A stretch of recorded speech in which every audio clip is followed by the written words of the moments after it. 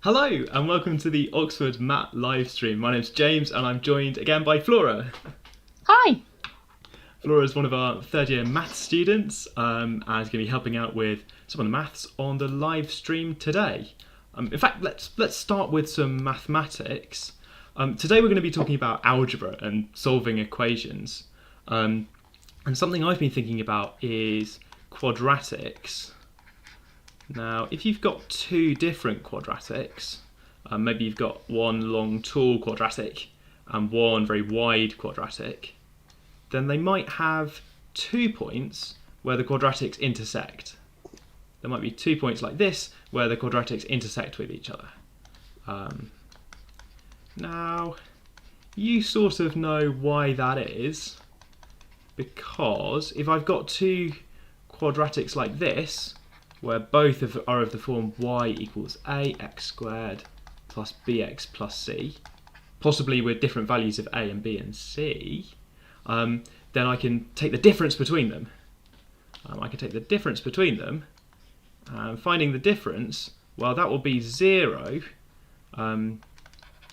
and that can be 0 at 2 points because the difference is a quadratic like that. Okay, so this was something that I'd seen before as a way of solving equations, finding points of intersection like that, and you can play around with it a bit to work out when that happens if you've got two quadratics. Later on we might explore what if I've got two quadratics, and these are still quadratics, so I suppose I'm going to write the word quadratics again. One of them of the form y equals ax squared plus bx plus c, and one of them of the form x equals, I need 3 more letters, my squared plus ny plus p, with 3 more letters in there as well. So I could have one quadratic that's this way round, and one quadratic that's this way round. How many points of intersection? How many points of intersection could there be now? And that's a more interesting question because I can't just really take the difference of these two equations. Well, I suppose I could take the difference of the two equations, but it could get really complicated to then decide how many solutions that's got because it involves x and y all the way through. And these a, m, b, n, c, p numbers could all be different. So this is a more complicated and interesting question. The answer is not just 2 at most. There could be more than 2 points of intersection and lots of other stuff going on in there as well. Okay, so this is two quadratics, one of them's been rotated. Maybe something to think about. We're not going to answer this question immediately, just, something to go and think about. Can you have like one really skinny quadratic and then one really sideways quadratic to pick up some more stuff? Okay, cool. George has spotted that the first half looks a bit like a math question. Good job, George. Quick shout out to chat. Hi to Lily, hi to Emily, hi to B. I saw X plus IY, the user in there. If you want to join the live chat, which is running and sort of very small on the screen today, but if you want to join the chat and see what everyone's saying, you can go to slido.com/matslive, which is where you can join in, and we're going to be doing some math problems. Yes. Anything else I'm supposed to say, Flora? I don't think so. More people are saying hi. Hi to Riza and an anonymous person who's reminded me that you can be anonymous, and someone whose username is very hard to pronounce. Rebecca's here, and Josh. Brilliant. Right, okay. Yeah. Let's do some warm-up problems. I think over to Flora for some warm-up problems, and I'll moderate chat while you're doing that. Okay. Later. I'm going to go over here. So you can download this worksheet from the mat. Oh. Sorry, Flora, I just muted you. I possibly had you muted all along. Sorry. Never mind.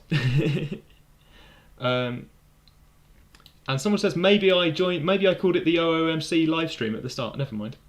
Anyway, if you download this worksheet, you can get some warm-up problems, some math syllabus stuff, some revision material about solving polynomials and algebra stuff. I'm going to assume that I can skip all the revision stuff. Get forward to try some warm-up problems there, which are on screen now. Over to you. Recently. So I'm going to start with this one, which I have circled. So we're going to solve these simultaneous equations. And if you've read the revision notes, then you will know that the best way to solve simultaneous equations like this is to rearrange one of them like x equals whatever or y equals whatever to get y or x in terms of the other variable. And in this case, I don't know about you, but I don't fancy rearranging the first one. So I'm going to rearrange the second, this one, because that's going to be a lot easier. And I'm going to go with y equals, can everyone see that? Y equals 2 minus x.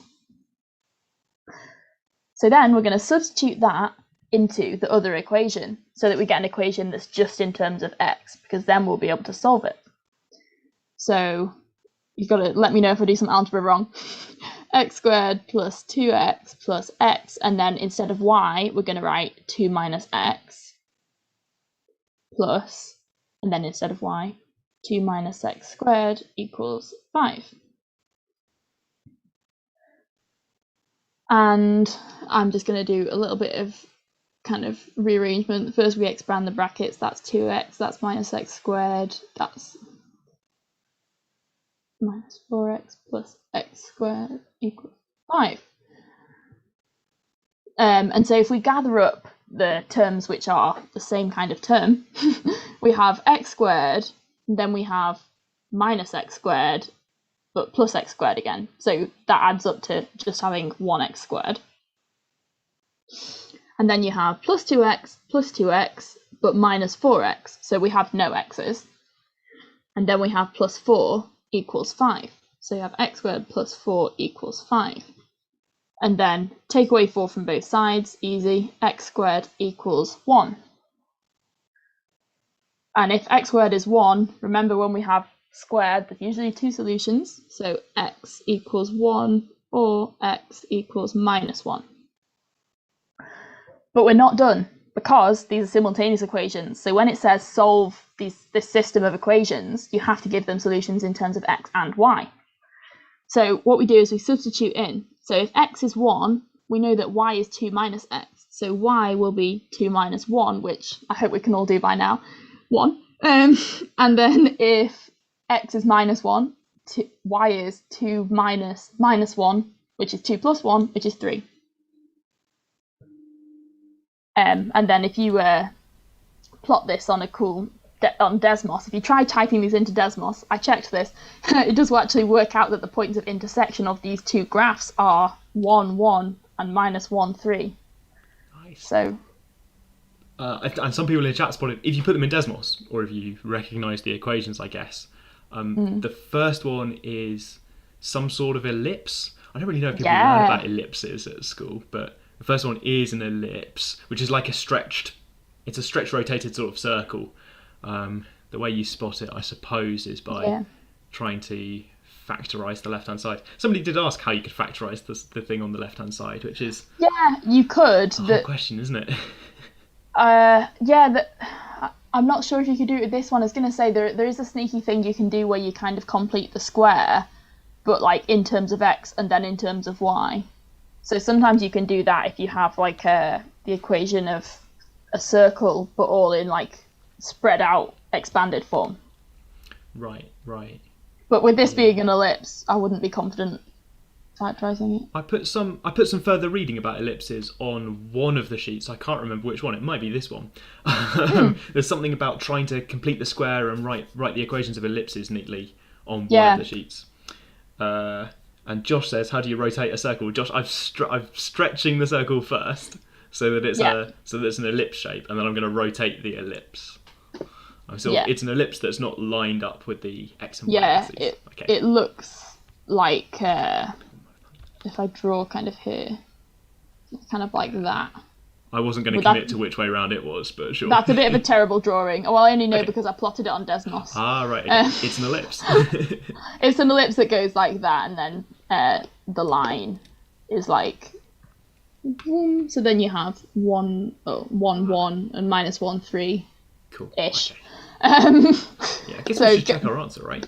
If x is 1 and y is 1, then you plug the numbers in and you get 1, 2, 3, 4, 5. Good. And also... 1 plus 1 is 2. Welcome to the Oxford MAT Livestream. And then the minus 1, 3 one I can't be bothered to check, but if you plug all the numbers in, I'm pretty sure it works. Yes, it does. Yeah. Okay. Should we move on? one more, sorry. Toby's got the equation of an ellipse in chat. That one is lined up with the axes. That's the equation that I learned for an ellipse as well, the first time I saw ellipses. The ones that aren't lined up with the axes, the rotated ones, really complicated to write down what their equation. Well, not really complicated. It's a bit more complicated. Not that nice. Right, okay, let's move on. Yes, so here we have an inequality, which is the one I'm going to do next. So we have x squared plus 4x plus 3 greater than 0. So which values of x is that true? So when you're faced with a question like this, first you're going to have to kind of figure out, like, think about it as a graph, figure out where it crosses the x-axis. So I don't know if people have strong opinions about this, but I'm going to start by imagining that it's equal to 0 and seeing what we can do. So from inspection, from all your kind of GCSE practice, you may realise that this factorises quite nicely. And that is because you have x plus 3, x plus 1 equals 0. Because we have x squared, we have 1x plus 3x makes 4x, and then we have 3. So that is the factorisation of that quadratic. So when is that equal to 0? Well, we have x equals minus 3, or we have x equals minus 1. So those are clearly the points where this graph crosses the x-axis. And you need to use here your brain. Don't just assume anything about the interval that you're going to end up with. You have a quadratic, and you know what the graph of a quadratic looks like. Now, if the quadratic is has a positive coefficient in front of x squared, so if it's something x squared, not minus something x squared, which in this case it is positive because it's just x squared, so it's like positive 1, then you know that your graph will take generally this shape instead of that shape. If it was negative, then it would be like a kind of N rather than a U. So we know that it's going to be like a U shape, and we know that it's going to cross the x-axis at minus 3 and minus 1. So I can actually sketch it for you here. It's going to be minus 3, minus 1. It's going to look something like that. So when is this quadratic, when is this graph greater than 0? Well, it's going to be this bit and this bit. So it's going to be x is less than minus 3, or x is greater than minus 1. And that's it. Nice. Loads of great suggestions in chat. Wait, hang on. Some of them are the other way around, which is the one mistake that I make as well, with thinking about whether you want both of these to be true or neither of them to be true. It's about whether it's positive or negative. Yeah. People are still giving me equations of ellipses in chat, which is, I mean, I know the equation of an ellipse. We love an equation of ellipse. Yeah, it's a bit complicated for this. Yeah. I'm going to say people in chat, probably because chat is awkward like this, and it's quite hard to type maths at the best of times. Having a comma in between these two conditions is not strictly correct, right? If you just put a comma between this inequality and that inequality, it's not clear that you mean this one or that one. So be really careful that if you want one or the other, you should probably use the word or. Somebody's asked if set notation is accepted, and if you want to write the or symbol, you can do that. The people marking know what that means, but knock yourself out. Oh, hello. If you want to get what really on? I don't know if anyone knows this kind of set notation, but if anyone does, and you're thinking, oh wait, am I writing this right? Oh no, it's I'm going not. well. I like it. Flora's now showing off some set notation. Sorry about that, everyone. But I was going to say you could also do if you want to do just.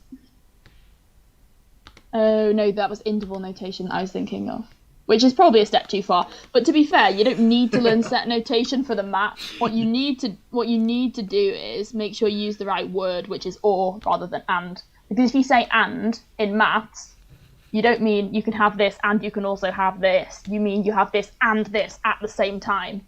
And that's what you have to remember. It's very important in set notation stuff and in probability stuff. There's a big difference between and or. And in this case, you could have x greater than that, or you could have x less than that. You can't actually have both at the same time, so it's obviously not and. People have worked out how to type a big or symbol in chat. Molly's Oh, put one that's in cool. chat. Molly's put one in chat, so you can copy paste Molly's if you want, or anonymous person here as well. Cool. Okay, nice. I like this. It's a good quadratic question, right? When is this quadratic positive? Oh, we know so many things about quadratics. Really good quadratics. Exactly, and you use lots of them in this question. Okay. So. Loving the colour coding as well. Oh yeah, I had this idea this week that it would be helpful for people to know what question I'm on if I kind of circle them like that, because my writing's a bit all over the place because I write too big. And some people have to do that kind of set notation at school as well. Okay, right. Cool. Okay, should we do the trick question? Yeah. Let's do the trick question. Do you want to do it on the left or? Yeah, if you move over to the left a bit, that'd be good. So, given -2 less than a less than 1, what can you say about a squared? So, what does everyone do if they don't think it through? They say, oh, okay, so you square both sides. So you're going to think like -2 squared is 4 and 1 squared is 1. So you're going to say a is between 1 and 4. Bam, done, move on. No. I have to cross through it in red, otherwise someone will be like, oh, she wrote that, it's clearly correct. That is the wrong thing to do, because we have a negative number, and when you have a negative number involved, you can't just square and square root all over the place without thinking it through and like using your intuition and your rational brain as well as just like working it through. So here, we're going to think about like a number line. So you're going to have -2, -1, 0, 1, 2, 3, 4. Okay, so we know that A is between -2 and 1. So A is in this range. And then -2, -1, 0, 1. Sorry about my numbers being badly written. So then if you think about a squared, basically, it's going to be easier if we split it up. So negative numbers work a bit differently. So it's going to be easier if we think about the negative numbers first, and then we think about the positive numbers. So I'm going to say, okay, from -2 to 0, if a is between -2 and 0, that means a squared could be anything between 0 and 4, because -2 squared is 4, and between, like, if you go down from 0 to -2, and you square, like, any number in between, you're going to get every single result between 0 all the way up to 4. So we know that x squared may fall between 0 and 4. So that's the negative numbers dealt with. And now we're going to deal with the positive numbers. I mean, you could say, Flora, you're not dealing with 0. Okay, 0 squared is 0, everyone. Hate to break it to you. And then 0 to 1 are positive numbers. And you think, okay, what are you going to get if you square a number between 0 and 1? Well, it's going to be between 0 and 1. And we've already covered that, but I'm just going to kind of cover it again to show that those numbers go to those numbers. So what we're seeing here is it could be between 0 and 4. So obviously, if you just squared them both and without thinking wrote between 1 and 4, you're actually missing some of the values here. Because of the negative thing, you can have values that are really close to 0. So you need to make sure that you include 0 to 1, because you definitely could, like, you know, a is between -2 and 1, so a could be 0. So you have to include 0 in your range. So -2 less than a less than 1. What can you say about a squared? You can say 0 less than a squared less than 4. I've changed colour slightly just to confuse everyone. Sorry about that. But like, just pretend that's dark green. Or equal to 0, right? That we can actually. Oh, sorry. No, you can actually have 0. Oh, yeah. I'm worrying too much about colours and not enough about maths. So 0 less than equal to. I wrote this question as a cheeky warm-up question. I was so I was hoping to catch people out, and looking at chat, it looks like I did catch some people out, but nobody's written the thing that I thought you might. Oh, right, okay. If you just, could you get ready to cross this out for me? But if you just square every number, then you can write down 4 less than a squared less than 1. You know, I've just squared everything, right? Which is even less true than the thing thing we had before. Yeah, because the less than sign has this property, which means that if like something is less than a middle thing and the middle thing is less than a big thing, then the first thing has to be less than the last thing. And that's called the transitive property. Oh, I see. But I'm just having an aside, but basically if you write like 4 less than something less than 1, you know that that's incorrect because 4 is not less than 1. Somebody's asked for clarification on why is it less than or equal to 0? Oh, sorry. Why is 0 less than or equal to a squared rather than just less than? Yeah, I kind of brushed over that because I forgot to write it down properly. I guess it's surprising because there's no equals, there's no equality signs on these inequalities in here. True, but what you have to understand is this region -2 all the way up to 1, obviously not inclusive. It does include 0, like it includes, you know, before 0, after 0, and 0 itself. And when you square it, and part of the kind of interval is getting counted twice. So like being between 0 and 1, if you're squared, like you're squaring it, you're going to get the same things as if you were between 0 and -1. And so the fact that it goes over 0 means that you have to include 0. It's like, yeah, that graph is helpful. I'm really glad that I confused people with this question, because when you come up against a confusing question, it's a chance to learn and not make the same mistake again. Exactly. So that, you know, when it actually matters, luckily today, nothing matters. Nothing today is linked to anything else in your life. When it actually matters, you're not gonna mix this up again. This comes all the way down, actually hits 0. When a is 0, a could be 0, in which case a squared would actually be the number 0. Okay, cool, groovy, right. And people in chat are trying to talk about calculus, and I saw someone talk about complex numbers as well. Cool, right. There's always one. Always one. It's not my life if someone doesn't mention complex numbers. Is it probability next to the bottom? Yes. Going to go for some probability problems. I'm going to do at least a couple. I might end up mentioning all of them. So, I've got 6 cards, not literally, imagine them. I've got 6 cards that have the numbers 1 to 6 on them. Oh, there you go. Them. Here we go. James is drawing me a picture. Carry on. Now you have a picture of 6 cards. I'm going to shuffle them, and this is an important point which I'll come back to. I'm going to shuffle them and then deal them out from left to right. So when you read a question, I mean, you will have been doing this for years now, you read a question that's written in words and you have to kind of translate the words into what it means mathematically. So I'm going to shuffle them and then deal them. In math speak means they're going to be randomly mixed up. And then, so it's going to be random, whichever one you pick out first. And then deal them out from left to right means I'm going to lay them out in a specific order.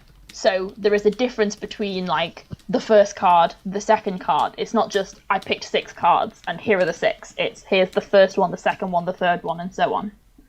And when you do these kinds of problems, which are like kind of probability and combinations problems, those kinds of things are going to be like quite important. There's always going to be a hint in the question that it's randomness and like randomly chosen, and there's always going to be a hint about whether it matters what order they're in or not.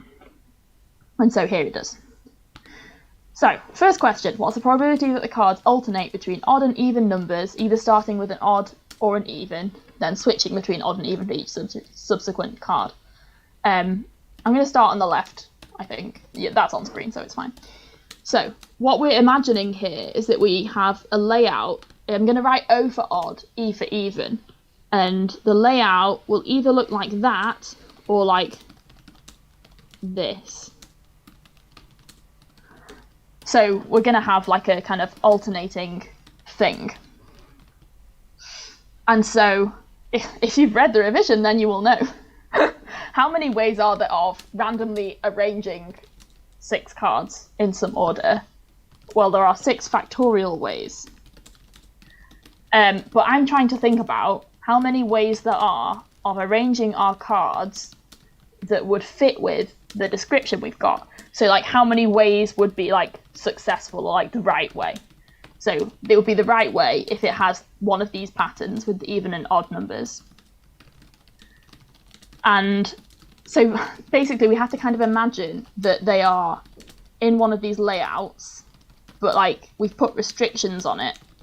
So when you're doing a combinations problem, you kind of divide by something to indicate the like restrictions or like the certain ways that you're going to have it. So here we have right. So we're trying to say like what are all the ways we could have this layout. So you start with 6 factorial because that's all the ways you could have 6 cards in any order, and then we're going to divide by the things that don't matter. And by the things that don't matter, I mean if we have O, O, and O in these positions, so if we have an odd card in like positions 1, 3, and 5, it doesn't matter which odd card it is, it doesn't matter what number it is, as long as it's odd. So you could swap any of the 3 odd ones, and it would still be all right. It would still be like a correct way of doing things. So the ways of rearranging 3 cards is given by 3 factorial. So here we're going to say, we're going to divide by 3 factorial because we're thinking of all the possible combinations, but we're dividing out ones that don't matter or don't make a difference. So we're dividing by 3 factorial. And then similarly, you could rearrange the even ones, because there's 3 of those as well. It doesn't matter which even numbers, it just matters that they are in those spots. So you rearrange the even ones, and that would give you like 3 factorial combinations as well. And now you may be thinking, oh, but Flora, you've got 2 different layouts written down here. Which one are you actually working with? And so they both have the same properties that I just explained with the 3 factorial thing, where you can swap the 3 and then you can swap the other 3. But to account for the fact that we have 2 different layouts, I'm going to multiply by 2. And if you're thinking, is all this weird factorial stuff actually going to work? I'm going to show you a different way of doing it in a minute, which is more intuitive, which may speak to other people's brains and make more sense. So don't forget, what I've calculated here is not the probability, it's the number of ways we could have this layout. 6 factorial is 720, and then 6 times 6 is 36. This is some nice mental maths for everyone. I love making third-year students do arithmetic. Like, haha, multiply these numbers. You can't remember how. It's so mean. I can't remember how to divide. But I believe that comes out as 20. It's like here's one I prepared earlier. Stop me if I'm wrong, everyone. Oh, wait, no. Yeah. I think I'm with you. Some people have got 20. Some people have got 10. Oh yeah, no, it's 10 actually. No, sorry, no, wait, because some people are missing a factor of 2, I think. Well, so yeah, because I wrote the 2 next to it, to be fair. I thought wait, you were no. correct. With 20? Now I can't multiply. Oh, I think maybe I've multiplied by 2 at the wrong point. Maybe I should have... Oh. Looks like 40 a bit. Yeah, doesn't it? yeah. No. What I'm gonna say is, we're gonna do that. We're gonna say there's 20 ways, and then we're gonna say, so the probability is 1/20, but there's 2 of those arrangements, so it's 2/20. Okay. Yeah. So I kind of. Right. You've got a choice about whether you talk about how many ways there are to do something. Yes. Or whether you talk about the probabilities involved. And one of those is one over the others. One over the other. So possibility to miss factors of 2. Yeah, that was confusing. So then you get 2/20, which is 1/10. And there's a handy way to check your answer by doing it with a different method, because this method is a bit too confusing sometimes. Someone in chat says, I'm confused. Other people in chat, oh no, someone else says, I'm confused. Possibly because of the factors of 2. Should we do it with the multiplying fractions way that other people want to do? Yeah. Sorry about that, everyone. There is an easier way to do Probability trees. Ooh. Oh no, that's multiplying fractions together. I wasn't going to draw a tree. I was going to multiply some fractions, but yeah, let's just multiply some fractions. Let's do this. So I'm going to write near to this little question. So what's the probability alternate between odd and even numbers. So you think, okay, the probability that the first card is... Actually, it doesn't matter what the first card is, because we can start with either odd or we can start with even. So say you've put the first card down, and instead of odd and even, let's call it like A is whatever the first card is. Oh, that's kind of unnecessary. So like whatever the first card is, say it's odd, because it would be the same thing but in reverse if it was even. So say the first card is odd, or like it's A, and the other thing is B. And so the first card is A, type A. Then the second card has to be the other type. And so there will be 3 things left, like 3 cards left of the other type, and there's 5 cards left overall. So that's a 3 in 5 chance. So for the second card, you've got a probability of 3 over 5 of picking like the right kind of card. And then say you have picked the right kind of card. Well, now there's 2 odds and 2 evens left, and there's 4 cards left altogether. So the probability of picking the right thing is 2 over 4. And then for the next one, so that was a third card, and now we're going on to the fourth card. There will be 2 left of the correct type, and 3 left overall. So 2 over 3. Yeah, I think I mean 2 over 3. And then you only have 2 cards left now, and there's only 1 of each type. I should have like drawn a little diagram, shouldn't I, and like crossed them off. Like, you know, we have like 3 odds, and then we have like 3 evens, and then like I've taken 1 of them, 1 of them, 1 of them, 1 of them, and now there's only 2 left, and you want to take this one, and so that's a 1 in 2 chance. And then when you only have 1 card left, there's probability 1 that you're going to choose it, because there's only 1 left, so that's nothing, that's just times 1, which doesn't do anything.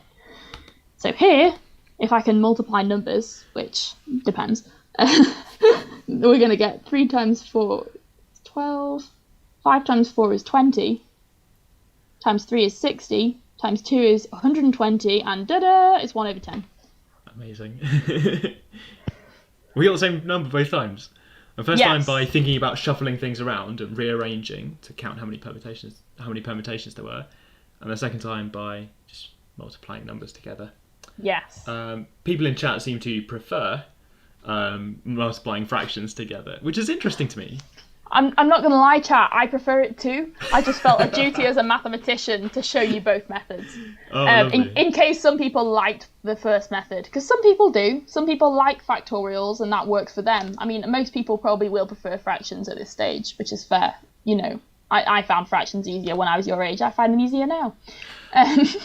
But I think for some problems, like some problems lend themselves more to using factorials and thinking about how many ways. Like sometimes, depending on what problem you're given, that way might kind of be easier, simpler, or like make more sense. So it is good to kind of think about what's going on with like the number of ways of arranging things as well.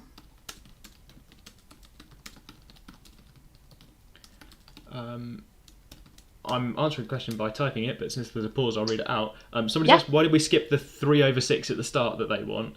Oh no, they've withdrawn it. Sorry. Okay. Yes. So there's no 3 over 6 at the start for choosing between odd and even cards at the start, because we're allowed to start with an even card or start with an odd card. Yeah. And the interesting thing is, if you wanted to think about it that way, you could say, okay, well, first I'm going to deal with the case where it starts odd.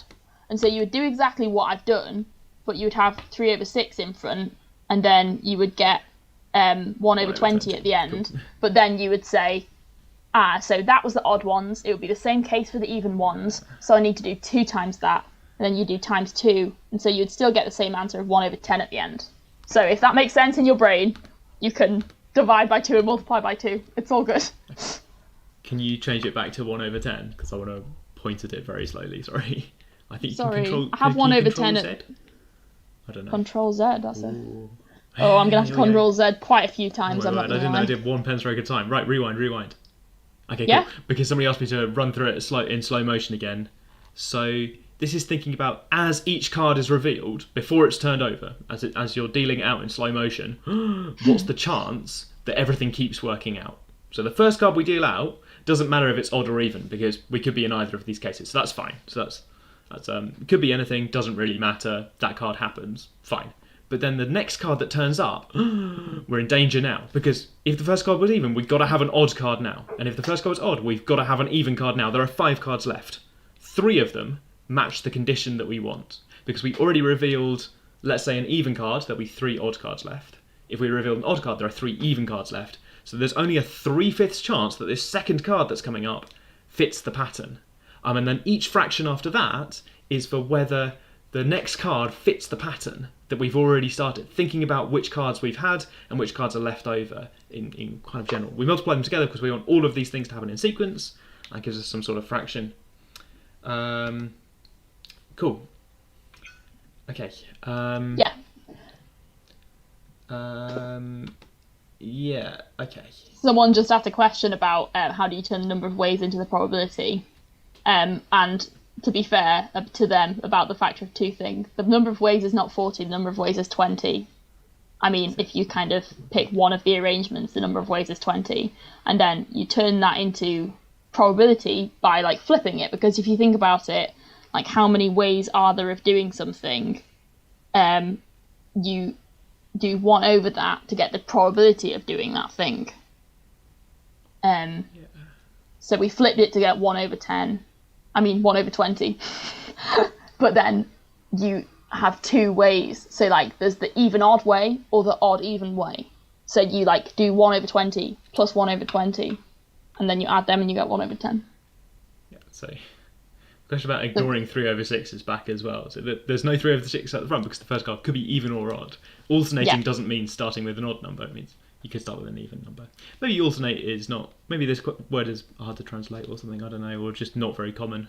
I don't know. Question makes sense to me, but I wrote it, so I'm biased. I think there's 72 possibilities. I think that there are 72. I think there's a factor of 2 somewhere in here, downstairs in this fraction. I think there are 72 if you list them all out. So one of your options doing this question is to try and list out all of the possibilities that alternate. So that's a 6, 5, 4. 1, 2, 3. What do I want? 1, 2, maybe 4. 5. I was just doing this to set an example, but now I'm off and away. So here we go. 2, 6. Just try and list all of the possibilities where they alternate. And if you do that, I think you get 72 of them out of a possible 720 shuffles of the 6 cards. 1 out of 10. It's sort of... This number 36 down here is how many that start with even, and then it's doubled because you can have the ones that start with odds as well. We were, I think, doubling the number downstairs. So I could have just done it by kind of doing times 2 on here, and then you would have had 720 divided by 72, like the way you're doing now. I'm not really sure what I think. For this advanced method, I feel like there's different ways of thinking of it. The 6 factorial is almost kind of a lie almost, because in one of these patterns there's not 6 factorial anyway, because half of them don't start with the right number. Yeah. Anyway, okay, different approaches. Some of them involving shuffling, some of them involving multiplying fractions together. Shall we call it there on the warm up? We've talked a lot about these warm-up things. Yeah, I think it's good though. We did some good chat about what was going on. Someone pointed out at the start that I forgot to ask, how do you feel about algebra, which I'm going to do now. How do you feel about it now that we've been through that? We always do a poll at the start of the live stream, or sometimes we do a poll midway through the live stream. Oh, hang on, Flora, I'm just going to replace you with a poll. Replace me with a poll, that's okay. Okay, sorry. Brutally swapped for polling science. Where algebra, I think, is mostly what we're thinking of for algebra is, of course, there's stuff like solving equations, expanding numbers. We didn't do any of that just now, but solving things like this. Oh, people are giving this 5 stars on the rating scale, multiplying things out. Somebody said they never vote 5 in the chat that's currently hiding behind. It's one of those things where you never want to give it 5 out of 5. You don't want to commit. You want to save your 5 out of 5s for something else. Save it for your one special thing. There's possibility that you could get more into that. Okay. Yeah, it kind of went a bit too much. 4.4 looks like that's settling down a bit, which is nice to see. Okay. Thank you for voting in that poll. And also somebody requested the return of the "How is your day going?" poll. Aww. Which, yeah, I do kind of like. That's nice. Right, cool. Somebody said the poll might be a scam because it does not obey Benford's law, which is quite a good joke. I like that. I don't even get that joke. Yeah. Benford's law is that random data tends to start with 1 more commonly than the other numbers. We can talk about it sometime, possibly on the next season of the Oxford Online Maths Club. Exactly. Sort of thing you mentioned there. This data is neither random nor starts with 1s, so not a counterexample. The person who never votes 5 voted 5 on "How's your day?" Oh, nice. Okay. That's and nice. as always, I'm watching out for people who vote 1 star on stuff. It's okay. It's going to be all right. Right. Josh has very politely asked me how my day is going. My day is going great, thank you. Very busy, but, doing lots of things. Okay. I think there's at least 2 people now called Molly in the chat, which is getting confusing. Okay. Sometimes people impersonate celebrities. Impersonating each other is a new one. Okay. We're going to do some math questions now. I'm going to start with an easy one, I think. Or relatively easy. The reason I think it's easy is because it's the very first question on the 2014 paper. And usually that question has got a way to get started with this. I'm always interested in thinking about how to get started with questions, how to get going with them. So I think I'd like to talk about how we get going with the question. Oh, and I can turn Flora back on, somebody's pointed out. There we go. I didn't know whether it was intentional because I'm just modding the chat at the moment, so you don't need to see my face staring at a screen. You're still here, so I'm still here. Yes. Okay. Right. Okay. What have we got? What suggestions? Let's have a quick look at chat, which is now underneath. Yeah. Both these functions are symmetrical in the y-axis, says George, thinking back to graphs and transformations. That's true. So we should think about getting negative solutions as well as positive solutions for the things over here. That's a good point. Algebra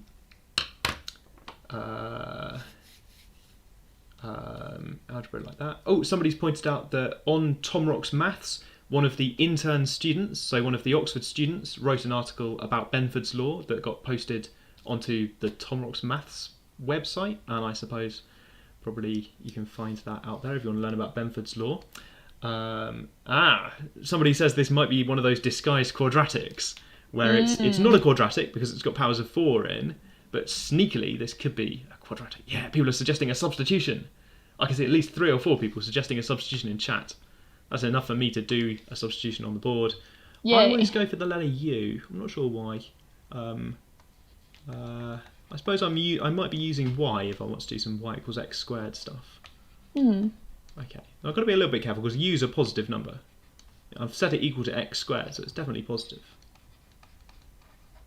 Okay, I know this is one of those quadratic questions now, isn't it? It's asking me about u squared minus 8u minus 9. Where's that negative? I know where that's negative.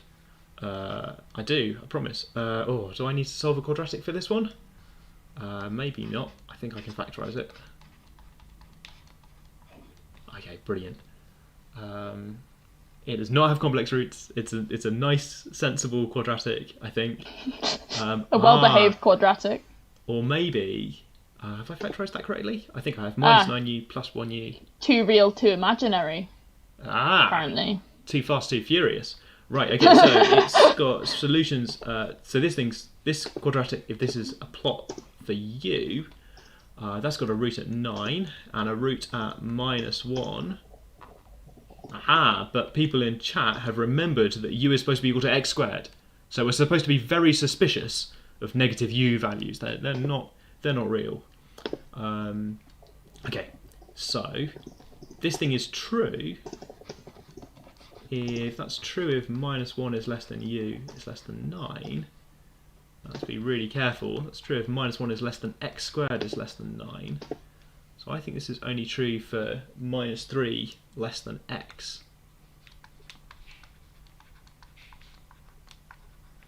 I'm thinking quite carefully about what's going on with x squared. It's a bit like the cheeky warm-up question where you can't just square everything. Here I can't just square root everything. Partly because that would be nonsense, like I less than x less than 3. It was completely awful. Also, I've got to think really carefully about when does x squared take values between this. Sort of a trap, because x squared is always bigger than -1. So really this is a question, when is x squared less than 9? And that's not just x less than 3, it has to be x between -3 and 3. People have got this keyboard that lets them type Nice in. notation. People are putting actual math symbols in chat. I think the keyboard's called MathDX. We should be careful about you being positive. Yes. Thank you, Yusuf, for pointing that out in chat as well. Yes, okay. If you think about this as an equation in x, then it's got some imaginary roots or something like that.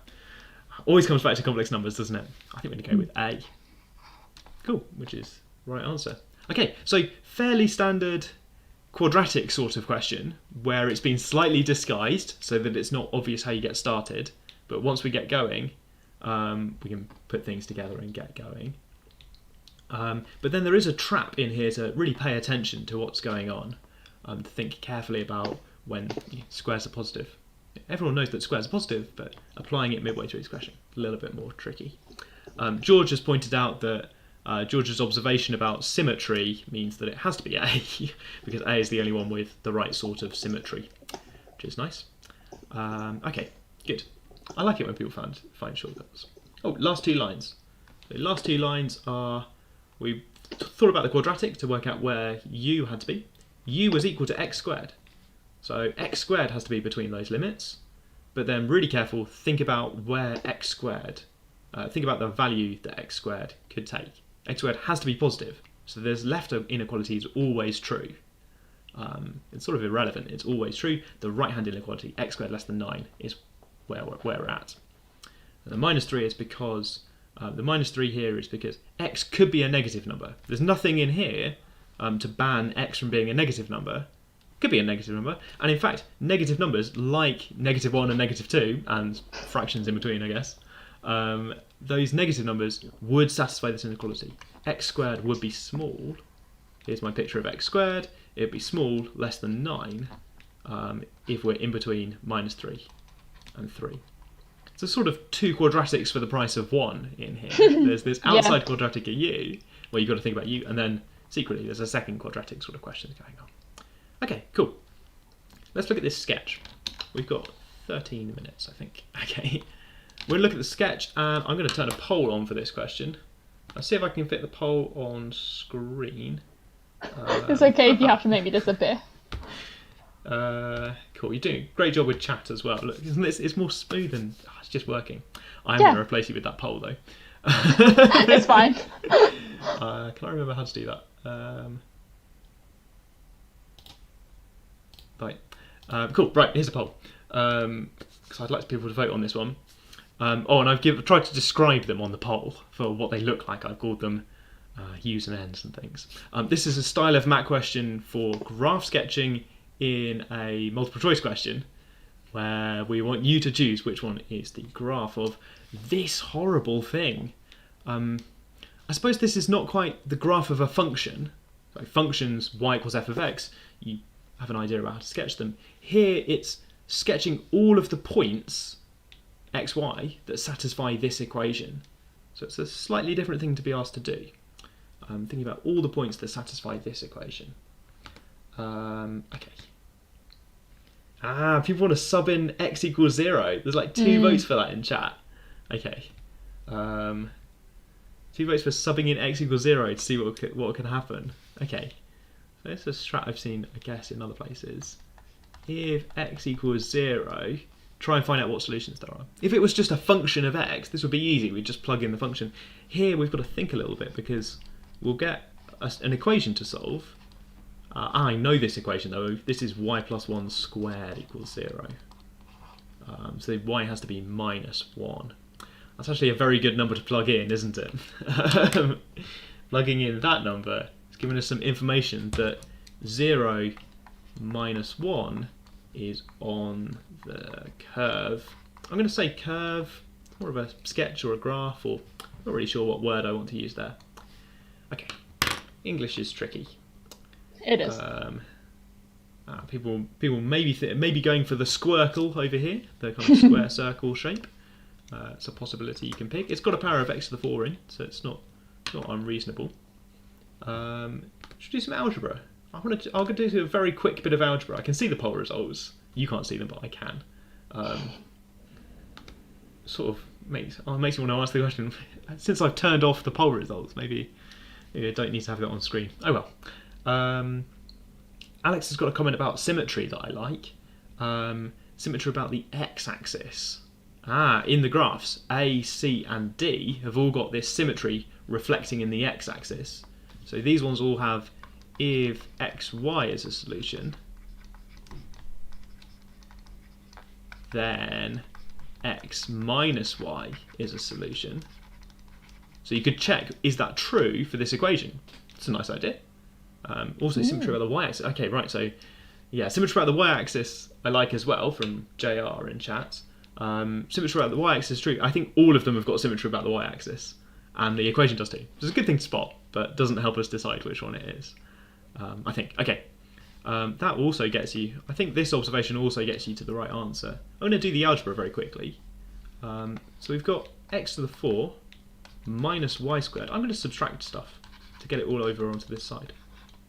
I wonder if anyone you've spotted what I wanted to do. Look at the number of roots in x and y and see if it's possible when x is huge. Yes. Person with the username E wants to plug in huge values of x. I like that idea.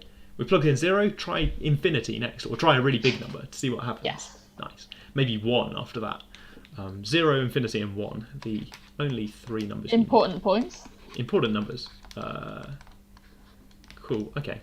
So I'm using this observation. This thing factorizes. I've seen y squared plus 2y plus 1 before. This is the difference of two squares.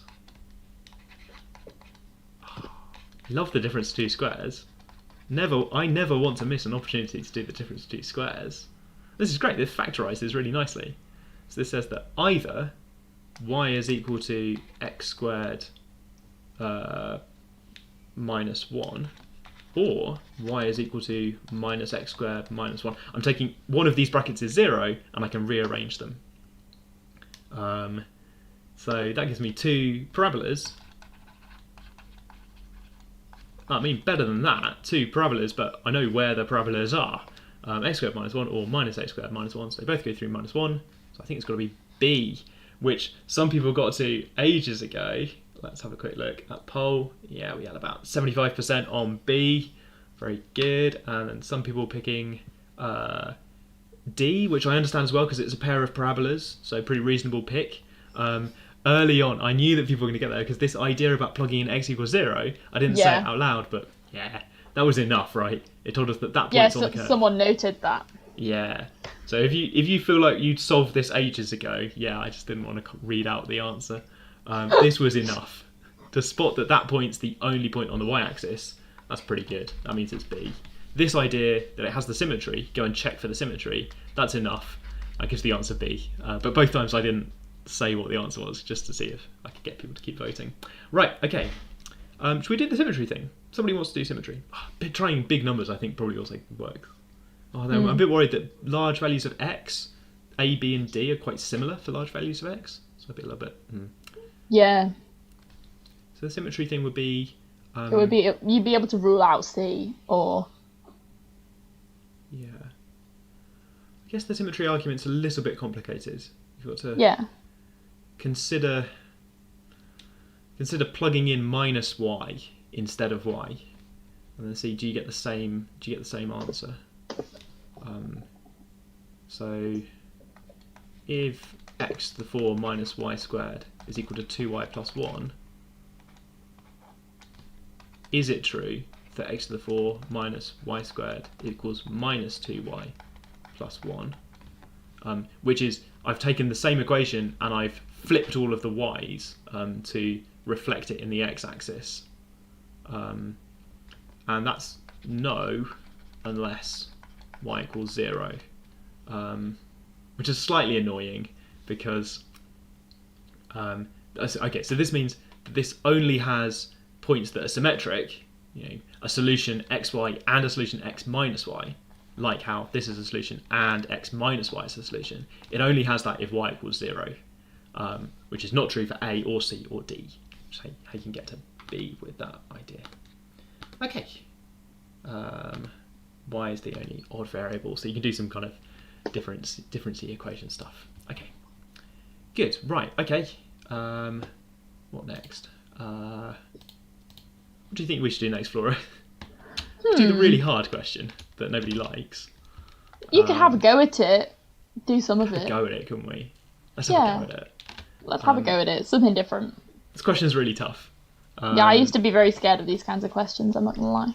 So this question is about doing an expansion. We didn't talk about any binomial expansions before, but hopefully you've seen a way to expand 1 plus x to the n. That you know what happens when you expand something like that. This question's harder because it's got 3 things inside the bracket instead of 2. What are we going to do about that? I think I'd like to take suggestions for getting started with this question rather than answers. So 2 messages have come into chat simultaneously. One of them says, there we go. That is the MAT Livestream experience. I hate this one. Everyone likes the 2 kinds of MAT Livestream viewer, right? I think it's not that bad now. I quite like it, really. There's a bit of a hint. The hint might help. Oh, I did put a hint. Oh, yeah. I wrote that hint and then forgot that I'd written it. The hint is very helpful. So that's the one Someone just said, look at the hint. Yeah. And also, I suppose I want to think about where we're going, where we're going with this. So multiplying this out is going to be an idea. We should try and do some multiplication to multiply this out using maybe that binomial theorem thing. You know how to expand 1 plus thing to the n. You know how to expand it for 1 plus anything to the power of n, even if anything is not the letter x, if it's a different letter or a whole expression or a strange letter of the alphabet, you can work with it. People in chat saying a different thing as well. They're saying that this thing we're aiming for, this kind of target thing, is... Oh, I've circled that really badly, which is almost like crossing it out. There we go. Okay. This thing that's the target is equal to xy cubed times y squared. Okay, which is true. So you can write this thing we're aiming for in terms of xy's and y squareds. Okay. People are talking about how they might guess different numbers. Yeah, you can guess in the multiple choice question on that. You get marks. Someone said that you could try n equals 1 to eliminate some of the options, which is also helpful if you're kind of pressed for time. Ooh. We've seen variations on this tactic quite a lot. Yeah. Try x equals 0, try n remember when I was 1. training for the MAT, you think about multiple choice questions, it's like, how can I just eliminate some of them so that even if I run out of time and have to guess one, I know I'm guessing between 2 or 3 instead of between 5. So the term we want, if we imagine doing the binomial expansion of this thing, the term we want, we get n choose 1 times xy plus y squared. We get an n choose 2 times xy plus y squared squared. I don't really care about these terms because this one is just, it's like a quadratic, like y squared. This one is like a 4th power of y. I'm bored, right? I want things that look like 8th powers of y, or you know, the powers add up to 8. Here the powers add up to 2. Here the powers, after I multiply that out, would add up to 4. And if I keep going, what I really want is the n choose 4 term, because that's the one where the powers add up to 8. And then inside there, I want to try and access, when do I get exactly this one, with 3 xy's and 1 y squared. So I want inside that, I could expand that, and I get a term that looks like 4 choose 3 xy cubed y squared plus ... where the second ... is very short, but still there's a bunch of stuff from expanding that binomial as well. Okay, that would give me my answer after expanding it once like that and then once like this. My answer would be n choose 4 times 4 choose 3. But that's equal to n choose 4 times... I know what 4 choose 3 is. It's just 4. So I pick up my answer is D. I accelerated through that a bit. Did that a little bit too fast. Expanding the thing in the hint.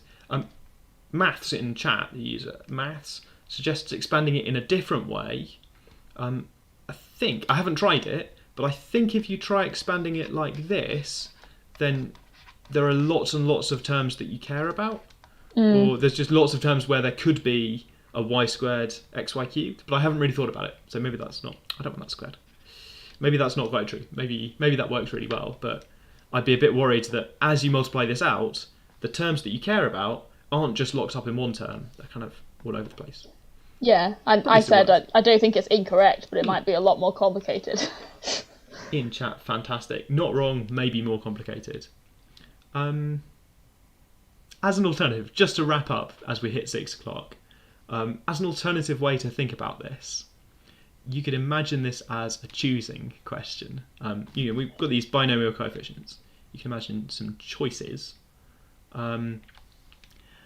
Here's one way to think about the question. Imagine writing out all of these brackets. Imagine writing out n of these. Oh my word, I've written 3 already and I'm bored. Okay, 1 plus xy plus y squared. Okay, n of these brackets. Now, what we want, when you multiply them out, you go through all of the possible choices of each term from each bracket. Taking one term from each bracket and looking at all of the possible ways to do that. For 2 brackets with 2 things in, there's something called FOIL, first, outside, inside, last, which looks at all the possible combinations of pairs. Well, here, similar idea, you go through all of the possible combinations of different things. There are 3 to the n different choices you can make as you multiply out. You get every possible term from picking one thing from each bracket and multiplying them together. As I multiply out, I want to get x cubed y to the 5, which is xy cubed y squared. I can only get that if I pick 1 quite a lot of times. So as I'm multiplying out my brackets, I have to choose the 1 lots of times. I have to choose other stuff 4 times. Here's why. I've got to pick xy 3 times, and I've got to pick a y squared once as I'm multiplying out the brackets. So I've got to have 4 brackets out of all of the n brackets, 4 brackets where I pick an xy, xy, xy, and a y squared. Okay, 4 special brackets. Out of n of them, there are n choose 4 ways to do that. And then from within my 4 brackets, it doesn't matter whether I pick the y squared first or second or third or fourth. So once I've chosen my 4 brackets, I've still got 4 choices of which one is going to be the y squared bracket and which 3 are going to give me xy terms. So that's why I make those choices independently. So that's why it's n choose 4 for which special 4 brackets don't give me a 1 from multiplying out. And then an extra factor of 4 for which one of them is the y squared, which 3 of them are xy's. Okay, that sounds really complicated. Believe it or not, that was the first way I thought of doing this question when I tried it before, and I tried explaining it to people like that a lot until I noticed that I think I saw the official solution or something has this as the alternative solution. Okay, why is it not n choose 4 times 4 choose 2? Because I suppose I only want, when I'm multiplying out this bit, I want 3 xy's, not 2 of them. I don't know. I suppose this 4 choose 3 really is a 4 choose 3 because I've got this power of 4 and I want the first thing cubed. Okay, cool. Alternative ways to think about things. I think it's one of the nice things about these kind of binomial choicey questions that on the one hand, like with Flora's question, on the one hand, they're a sort of probability thing, or you can multiply them by making choices in an order, and that's kind of what we're thinking about here with my making choices. N choose 4 for the special ones, and then choose 4 from the 4 of them, which one you want. Or you can go and do they've got something to do with this algebra and multiplying stuff out as well, which is kind of nice. Okay, we're running over time, so I think I'm going to put the long question on the screen. Maybe say something about it, I'm not sure. If you've got to go now, then goodbye. Thanks for coming along to the MAT live stream. We'll be back next week for polynomials, I think, next week. Otherwise, I'm going to put this on the screen and do a bit of just chatting, I think. Maybe talk about the long question a bit. Talk about the long question a bit? What do you think? Someone requested that we talk about it, so we can chat about it even if we don't go through it all. Somebody would like the exact things that they need to study from algebra, which is on this worksheet. There's a revision section at the start that you might find helpful.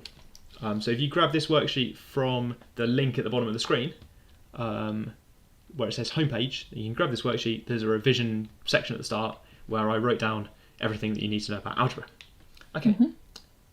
People are going home from school. Wait, are people watching this at school? Gosh. Hello, people, schools. Okay. Yeah, we did a long question. And there is a just chatting question. How do you want to break this down? Someone thinks you should write a book.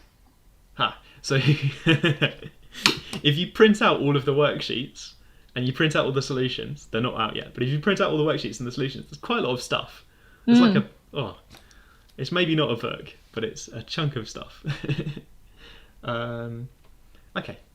Someone did a math session at college yesterday and they did 2016 question 2, which is the question on the board. Nice. They're going to be an expert at this question. That anonymous person can help us out then.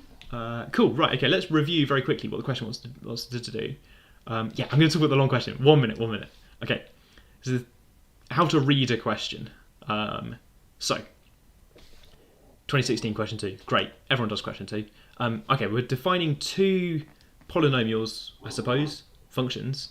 They've got strange names, capital A and capital B. Okay, 2x plus 1, 3x plus 2. Remember, they're at the top of the question. If we need to work out what A or B is, they're not scary, they're just these functions. Good, okay. Part 1, show that A of B of x, so this is inside the brackets, is equal to B of A of x. Okay, I'm not worried about this. This means plug them in and check that they match up. It's a show that question, so I'll do it carefully and lay out my work to really show, I'm plugging B of x into A of x, and I'm plugging A of x into B of x. My work's probably going to look like A of B of x equals, and separately B of A of x equals, and then so A of B of x equals B of A of x. Done. Brilliant. Okay, that's going to be what it looks like. I'm going to have to fill that in with some maths later, but in my head I'm imagining, just do it. Part 2. Let n be a positive integer. Okay, determine a to the power of n of x, where that means, okay, so this is not that thing to the power of n, sadly. It's apply the function a n times. Okay, this brace thing underneath means do it n times. Apply, dot, dot, dot. Put your answer in the simplest form possible. Okay, sounds pretty bad because this could depend on n. So maybe I should try some small values of n. To try n is 1, 2, and 3 maybe, and see if I can see a pattern. And if I can see a pattern, try and prove it or check how it works. Solve for that, work it out. A is just so there's no b's in this one, so it's just 2x plus 1. So it's sort of like doubling lots of times. But there's adding ones in there.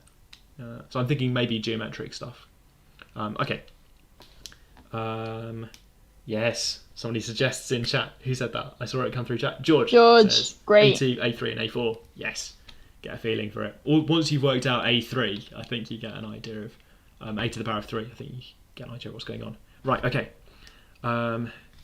Bit of a break. A function f of x, so a new function, 108x plus c, where c is a positive integer, is produced by repeatedly applying the functions a and b in some order. Okay. How many different orders can a and b of x? Oh my word! How many different orders? This is a counting question. How many? Which is why it's in today's algebra and counting session. How many different ways can you apply a and b to produce f of x? Okay, 108x plus c. Justify your answer. So we're going to explain why.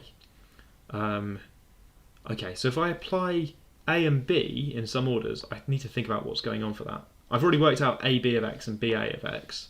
Oh, so I know that because these things I can change the order from up here, I know that the different orders are going to come from writing the a's and b's in different orders. That's not too bad. I'm not going to miss any because there'll be a certain number of b's, a certain number of a's, and then I can shuffle them up because they can move past each other. so that's going to be all right. I just need to work out how many a's, maybe? I mean, there might be different possibilities. But I think I want to think about how many a of x do I want, and how many b of x.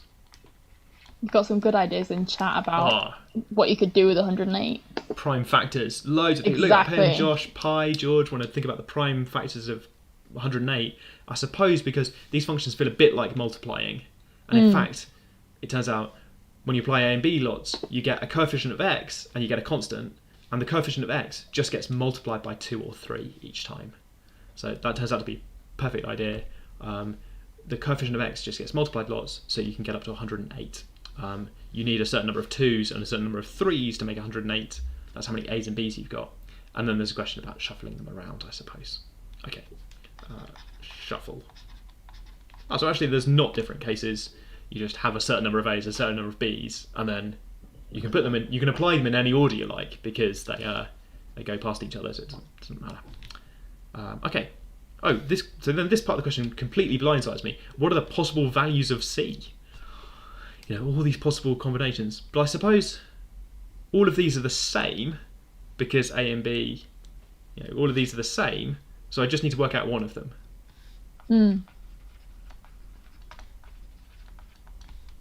So if I've decided maybe to do a 3 or 4 times or something, and b a few times as well, I could just work that out.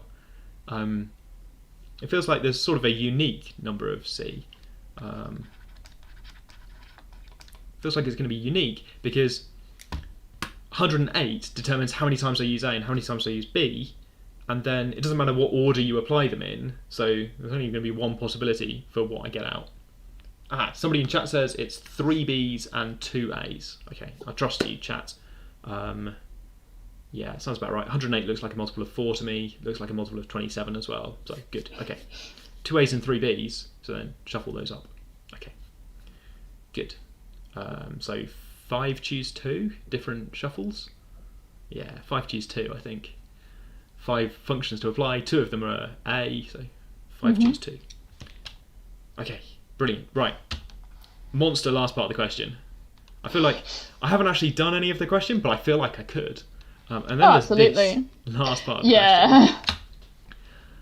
Are there, okay, so there might be, are there means there could be or there could not. We're going to work it out.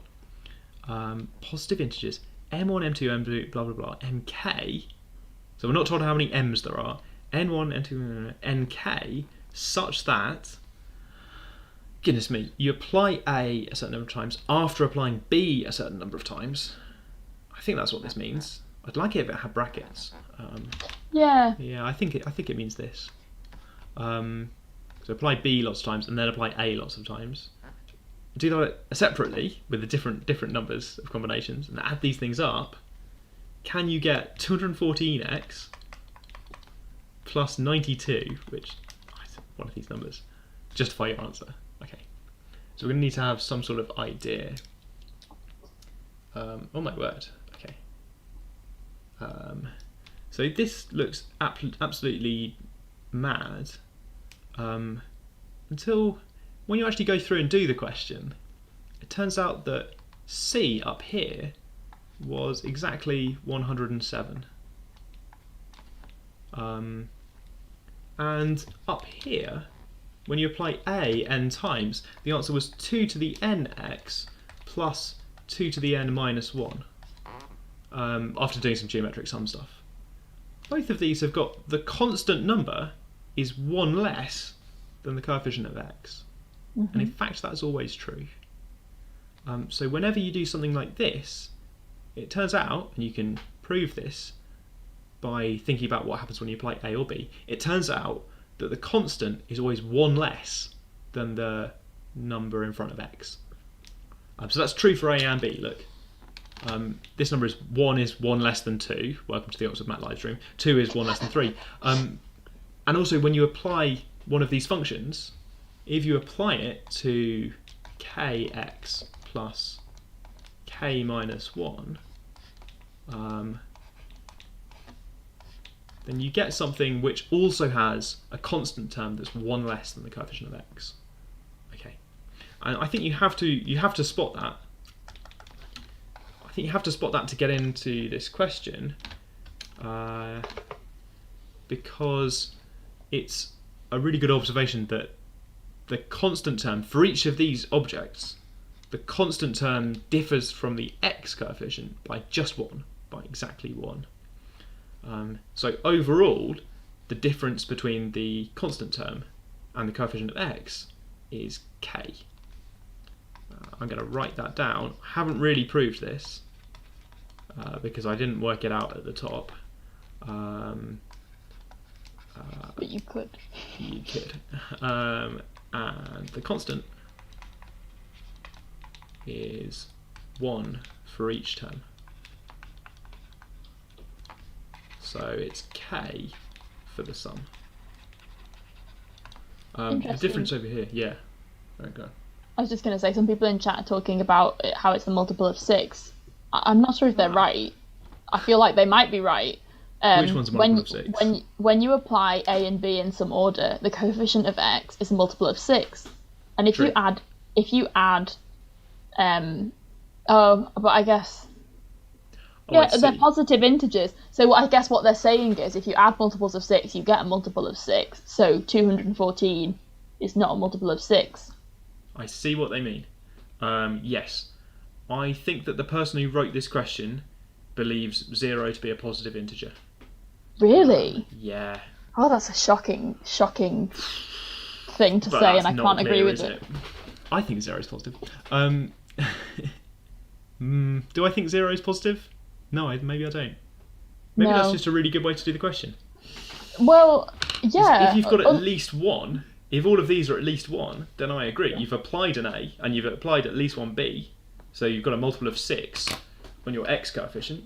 Add some multiples of 6 together, get a multiple of 6. Yeah, okay. To be fair, I don't know if they really defined what it means for like to the power of 0, because they said if n is a positive integer, then a to the n is like a n times. But how would you do it 0 times? You know? Obviously, like you would do nothing, I guess. But yeah, they haven't really defined that. I'd say that's the polynomial 1, but yes. Okay, agree. Yeah, that might be a nice shortcut through this question. Good. Okay. The direction I was going was going to be, I know the difference is k, so now I've got some inroads onto this question. K is, I think, something big like 122, but if k is 122, then each of these things has got a coefficient of x at least 2, because you've applied a function, so adding them all up give me something bigger, like 200, at least 220-ish on the x coefficient. It's only 214. Yeah. Okay, cool. Right. As a quick run through the question, and I think chat's identified a slightly better way to do it than my differences. Yeah, multiple 6. No, I like that. Okay, cool. Okay. What have I missed? Admissionsy sort of questions that are coming in. There's just one that's come up. If an applicant got 10 9s at GCSE and A*, predictions, are they likely to be shortlisted for an interview? And I've said, well, they're probably likely to be, because presumably if they're doing that well in all their exams, then the rest of their application will be good too. But you can't make any guarantees about that. This person seems quite good at exams, right? Yeah, so they're probably going to do well in the MAT as well, given they're getting all A stars. Yeah. Lots of,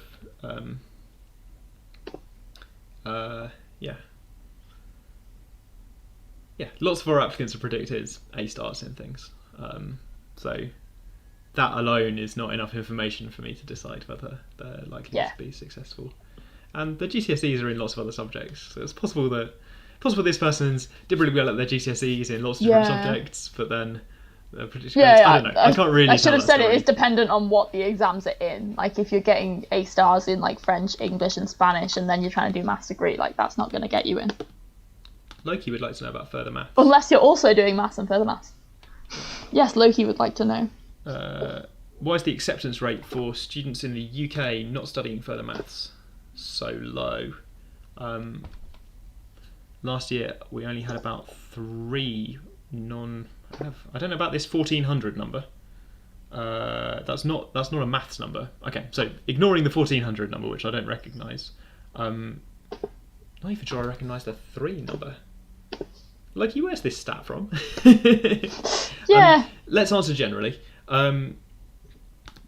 So applicants not doing further maths are sometimes it's because their school doesn't teach further maths and they're doing their best and they're picking up as much maths as they can and they're applying and they do okay in the math. Sometimes we make offers to those people.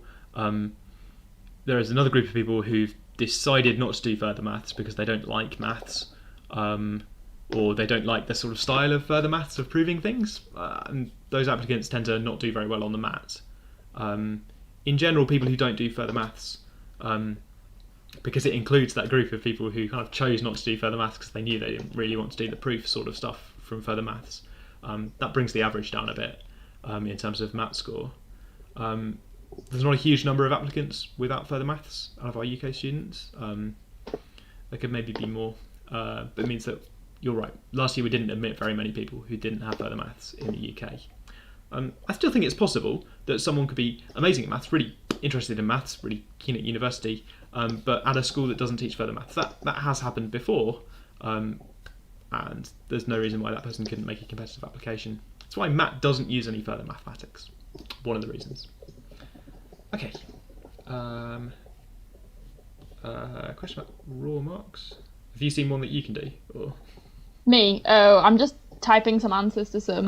So I can say my answers out loud as well. Someone's asking about like if do international applicants get multiple interviews? So I said usually everyone gets at least 2, and you may get more. And I don't think it is different depending on whether you're an international applicant.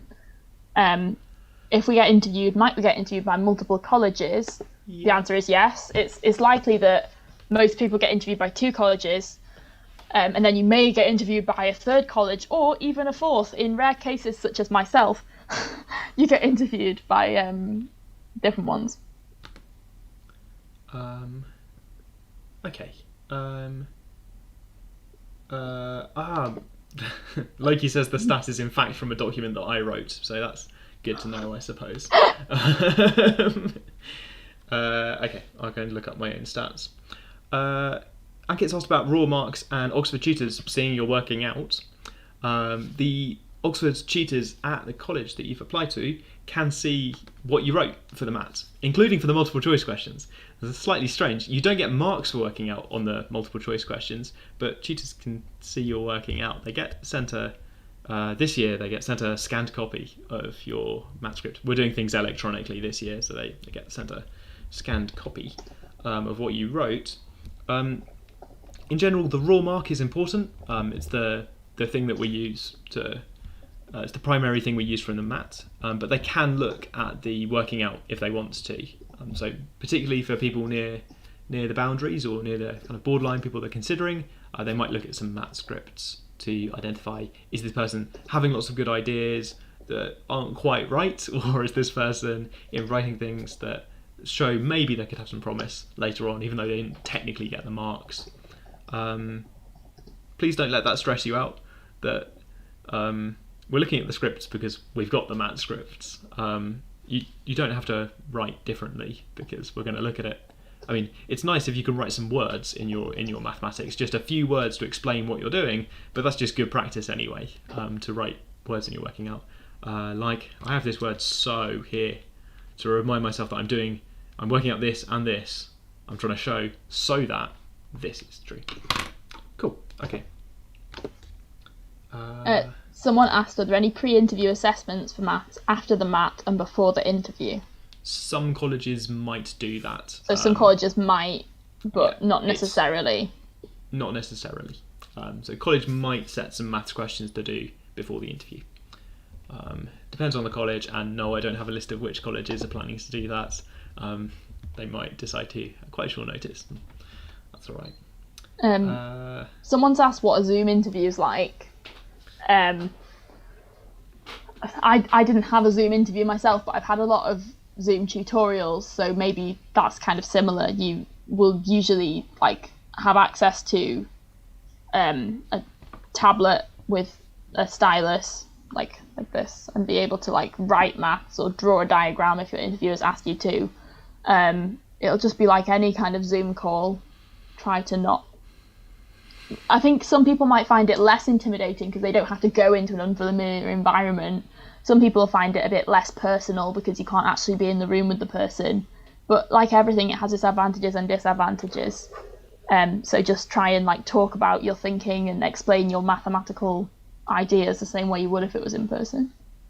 I've done a bunch of interviews in person and online, either using Zoom or something like Zoom. Other platforms are available.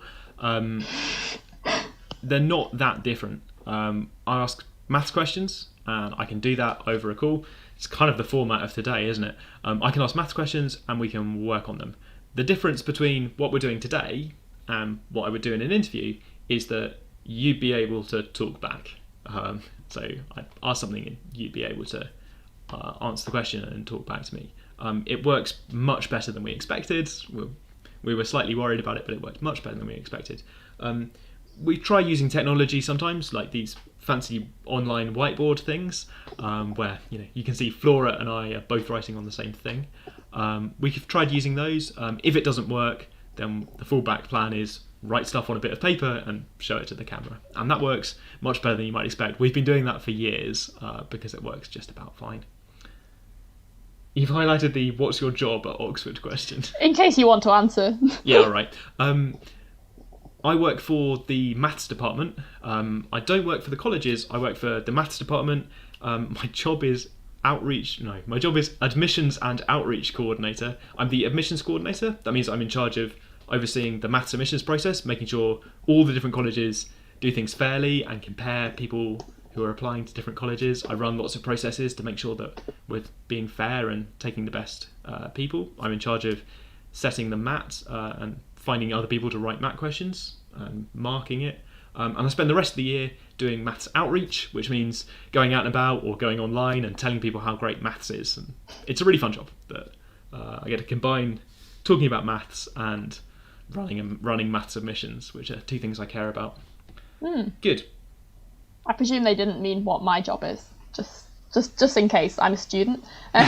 We put it on the screen. Oh no, we didn't. We put third year maths. Third year maths. I'm a student at Mansfield College, but I do kind of ambassador work, which is where you kind of do a short bit of training and then you can work for your college or your department, doing events and live streams like this, talking to people about what it's like at Oxford and trying to get people interested in maths.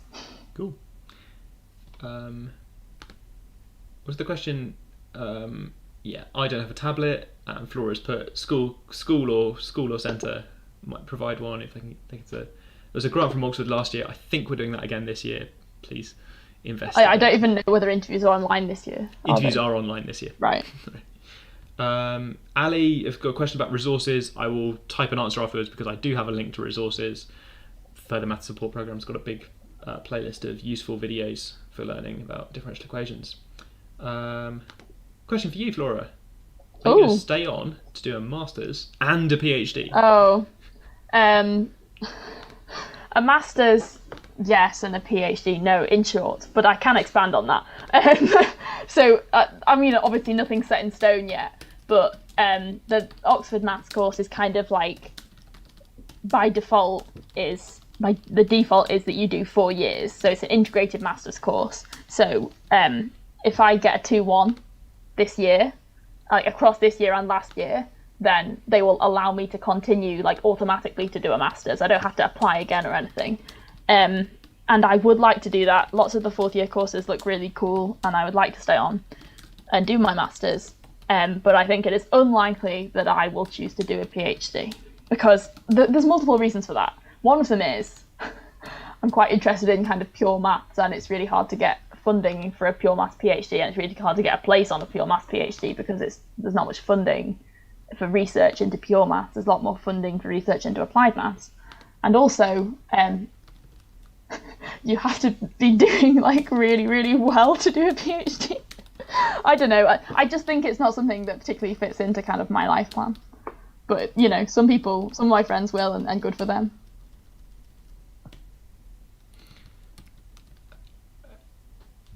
Funding for pure maths PhDs is quite tricky. Yeah. I did an applied maths PhD. There's a question about grants that I will answer. I'll answer the grant question afterwards. I'll like a type a reply for that one. Doing the interviews from home is also an option. I want to highlight very quickly. So last year we tried to do them all in people's schools and colleges because we were worried about being able to organise them. This year we're recommending that you do them somewhere that's comfortable for you, which could be at home. It's not a technically challenging thing. If you've got the technology to watch the live stream, then you've probably got the technology to join in with a remote call. We use Microsoft Teams for things like this. Okay. Did I have to do a PhD dissertation? I did. That's how I got a PhD. It was on the research that I'd done for my PhD. It was on bubble and drop coalescence. It's on the internet somewhere. People can... Publicly available. I think it's publicly available if you want to look at my PhD dissertation, which I don't think I recommend. How did you allocate time for math questions? How did I allocate time? Well, I can't remember. I remember how many multiple choice questions are there? Like 10? Yes. So you try and work through them as quickly as you can. I remember thinking, I need to get through these really quickly because the longer questions have really hard parts in. And then I would basically divide up the time, however much time you've got left after you've attempted all the multiple choice questions. See how many questions you have to do. Like if you have to do 4 long questions or whatever, divide up the time and think, okay, I'm going to spend a certain amount of time attempting this question. But then when you get to the last part, it's likely that you might not be able to do it. So then you move on to the next question. Basically, make sure you move through the questions so you attempt like the easier parts, the earlier parts of every question. Don't just spend forever on like the first long question because then you will miss out on marks that you could have got doing like the first part of the last question, if you see what I mean. So I think doing a couple of past papers in time conditions before you do the actual mat is really important to make you like understand how you have to kind of allocate your time. Somebody says they found my PhD dissertation, so that's mildly terrifying. Somebody asked, what if your interviewer just had a fight with someone and is really pissed when they're interviewing them? Interviewers have training for professionalism and making sure that they're taking interviews fairly. Academic. I think it's a joke question, but we do take them really seriously. The interviewers are probably just as nervous as the people being interviewed because we don't want to mess anything up or do something wrong. We want to make sure that we get the best out of the people we're interviewing. Stressful for us too. We're not like particularly... When you go for an interview at a job, you get interviewed by like the human resources people and like the people who are like in charge of recruitment and human resources and stuff. When you do a job interview, when you do a maths interview with Oxford, you're interviewed by maths people who know about maths. Yeah. Probably just as nervous by the whole interview thing as you might be. Anything good? I've starred a few. Yeah. What was someone asking? Good mark on maths has just come in. Percentages. Yeah, I was going to say, so a good mark on math is all relative because it gets considered with the rest of your application. But you can look somewhere on the maths department website. I couldn't find the web link quickly enough.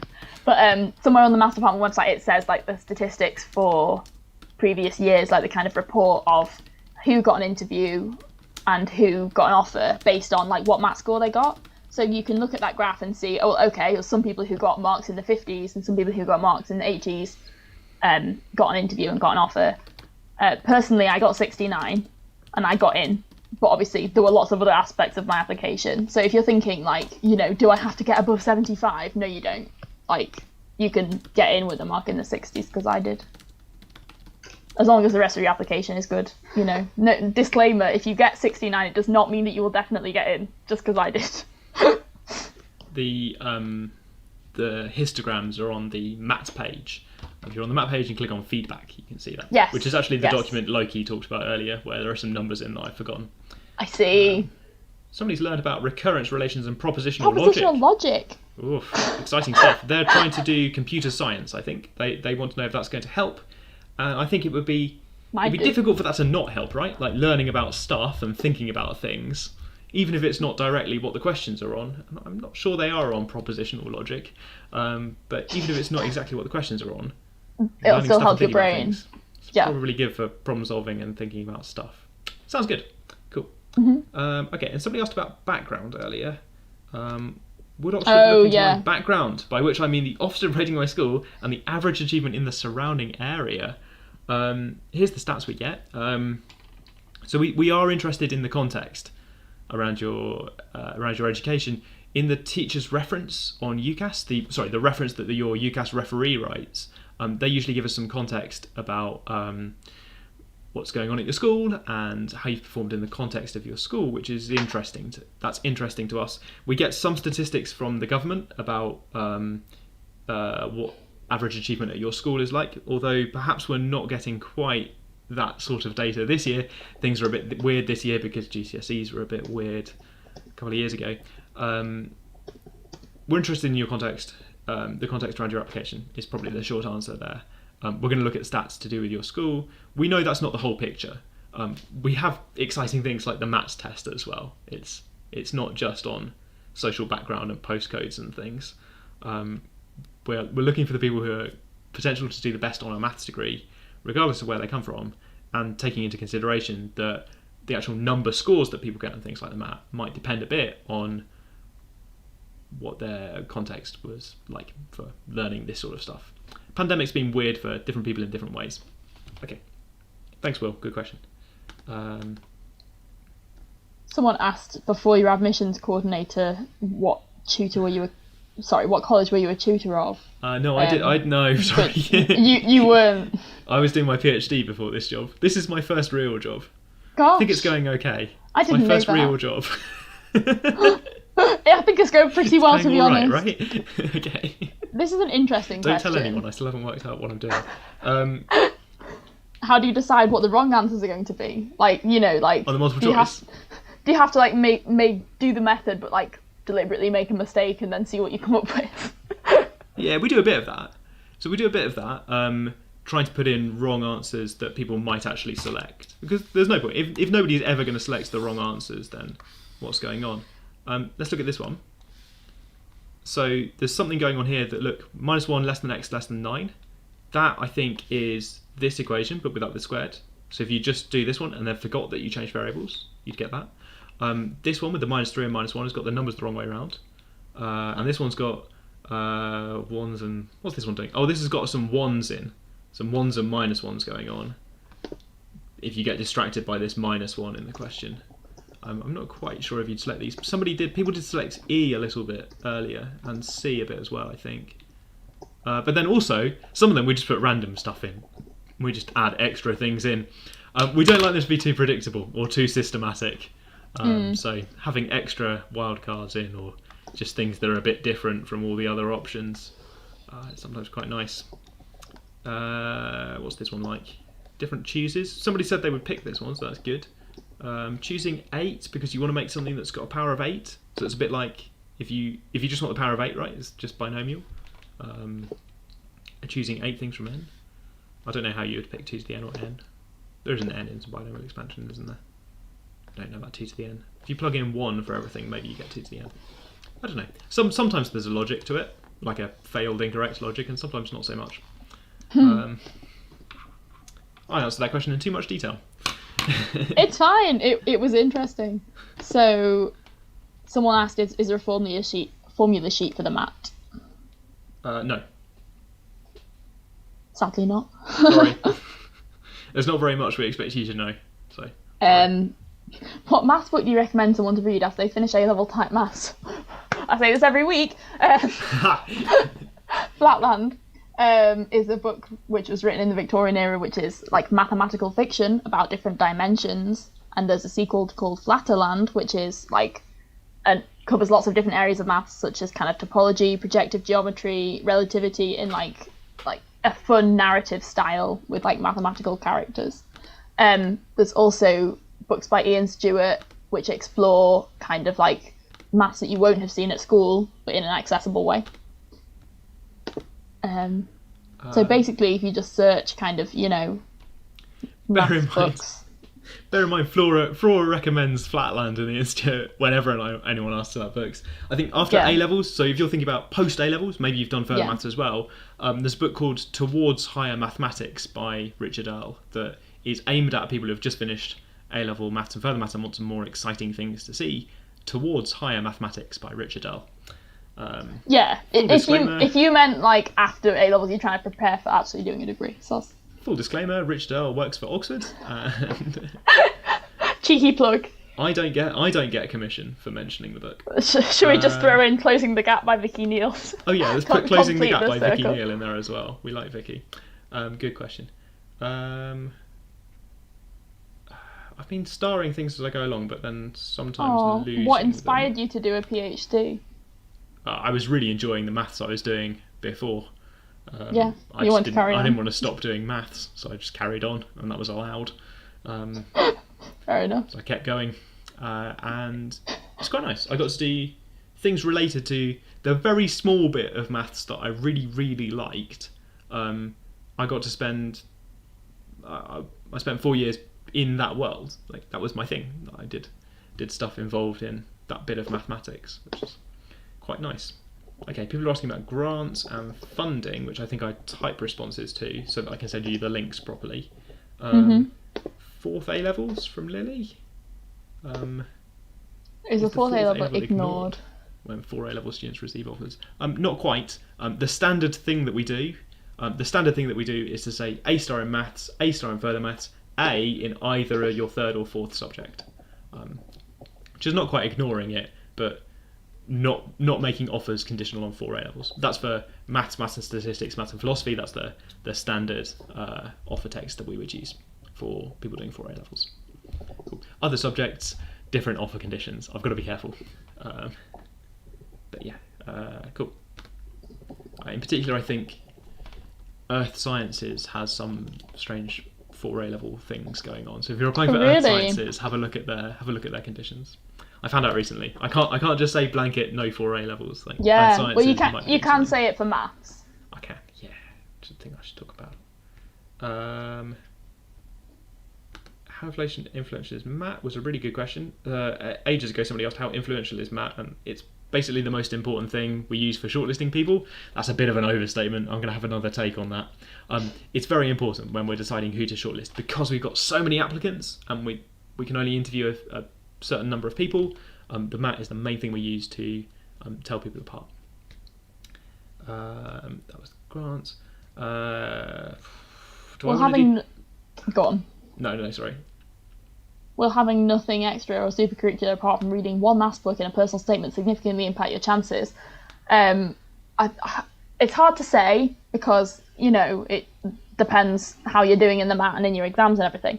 But in your personal statement, if you mention why you love maths and what kind of maths that you're interested in and why, that's a really good starting point. And if you have read one maths book, that maths book might have had loads of different types of maths in. So if you mention them and then I thought about this and then I, decided to Google this concept and research it.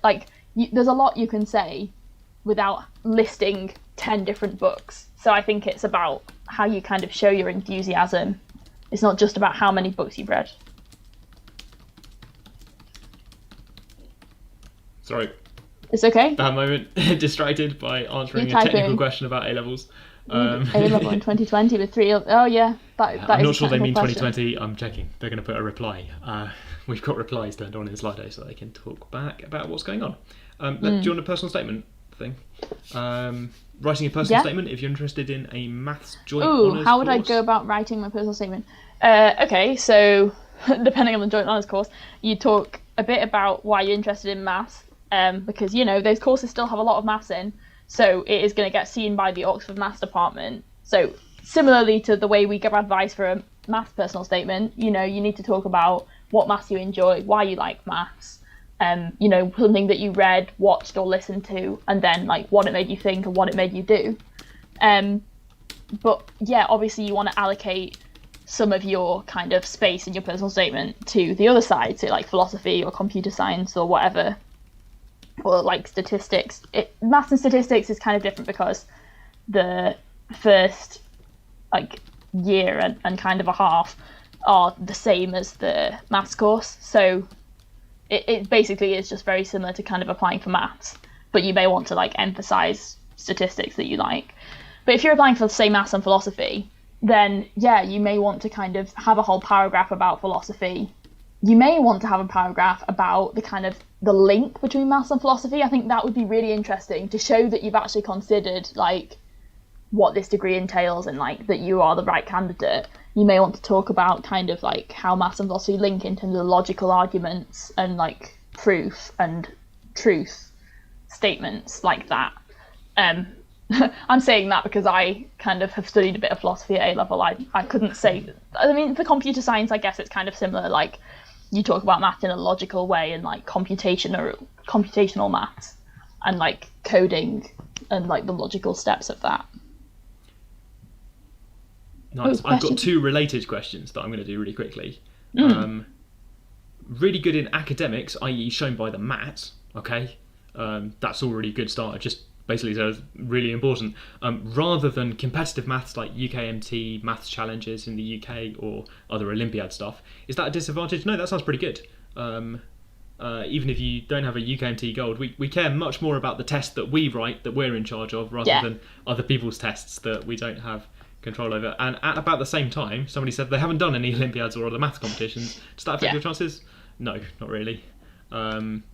I hadn't done any Olympiads. I just want everyone to know, like, you think everyone's at Oxford's a genius who's done 20 Olympiads and got all these gold and silver prizes. No, I had done some UKMT challenges and got some certificates, but that's because, you know, I had access to them through my school. Like, not everyone's school will enter them for UKMT. So if you haven't had the chance to do that, it doesn't matter. You know, everyone's going to do the MAT and everyone can prepare for that by doing, you know, maths problems that are freely available online. Yeah. A question for either James or Flora. How did you find a part of maths that you enjoyed in specific? So, how did I find it? Well, all you have to do is study a lot of maths and then see how you feel.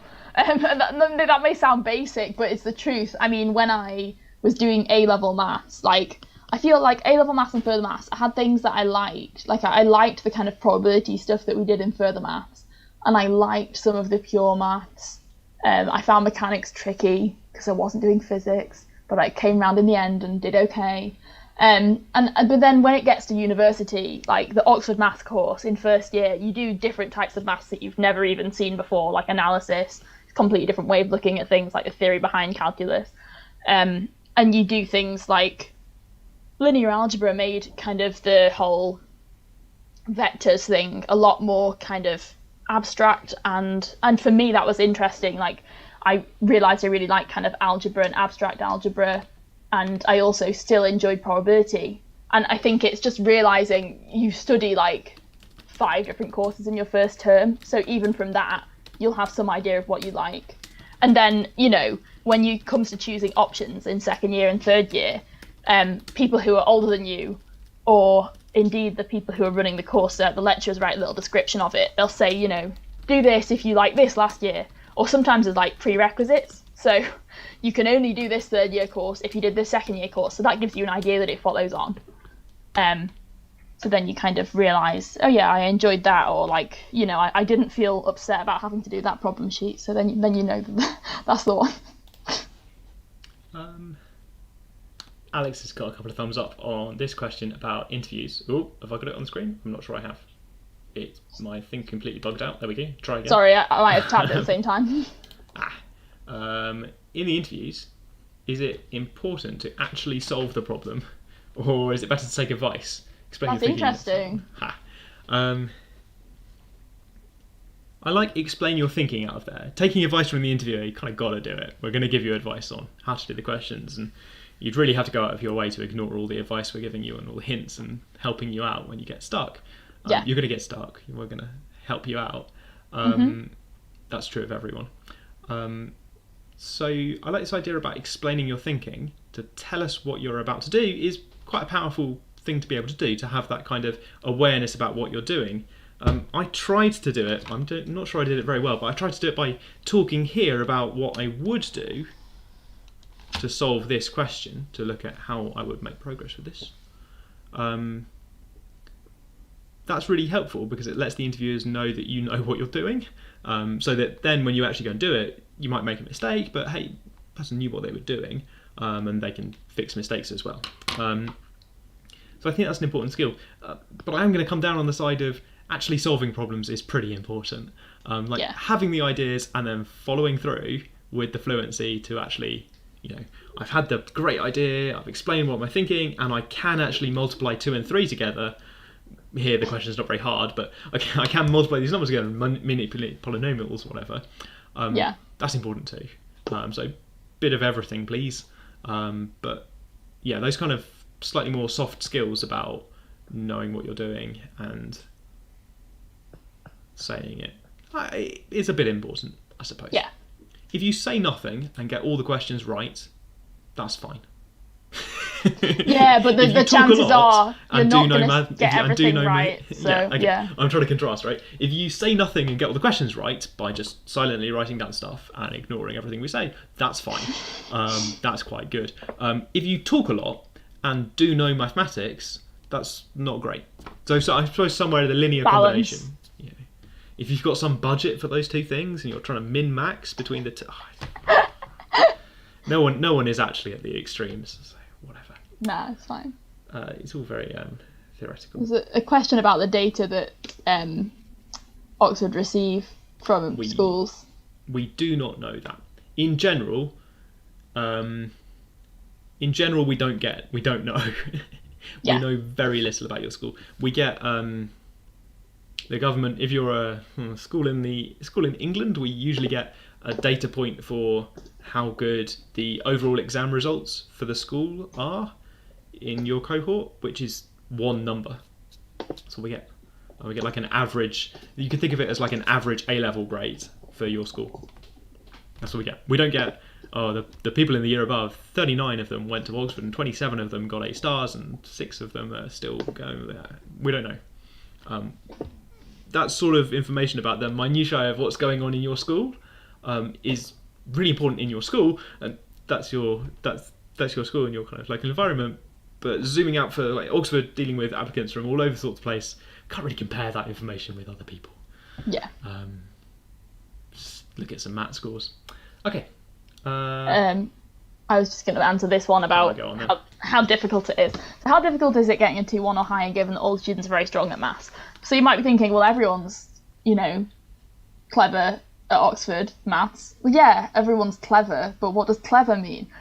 Personally, I found it very hard to get a 2-1, and I had to work very hard and revise a lot, and it wasn't easy. Like, it was harder than, getting an A star in A-level maths. It was more comparable to getting an A star in A-level further maths, where I felt like I had to revise all the time and I still wasn't sure if I'd do it, But that varies a lot for different people. I'm just one person, and some of my friends were like sure they were going to get a 2-1. Some of them were thinking, oh God, I'll never get a 2-1. But it really depends. But I think a 2-1, I think the idea of Oxford is that a 2-1 is like attainable for most people. If they work really hard, like then they can get one. Like it's possible.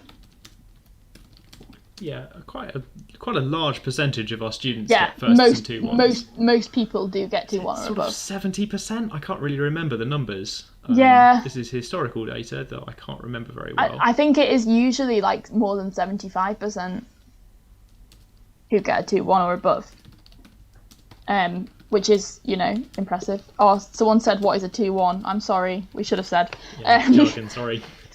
So basically the degrees are graded on a different kind of grading system to like A levels. So obviously with A levels, you have like A star, A, B, and so on. With a degree, you have classes. So there's the first class, second class, third class, and they are all like a pass. Like the 3 different classes. And the first class is the top one. So first class generally is if you get like over 70, like your marks get scaled in some exams, but like if you get above 70% once it's been scaled or whatever, that's a first class mark.